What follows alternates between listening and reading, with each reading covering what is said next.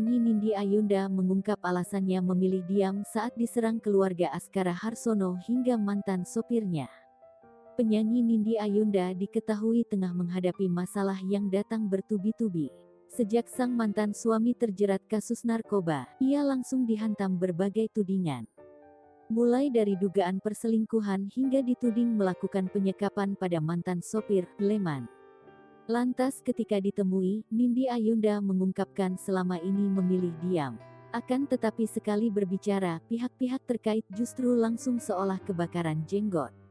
Kendati demikian, sang penyanyi tak ambil pusing dengan masalah yang kini sedang dihadapi.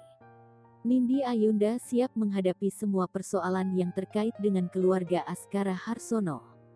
Ia menambahkan, kini ingin fokus pada anak laki-lakinya yang disebut tahu semua masalah sang ibu.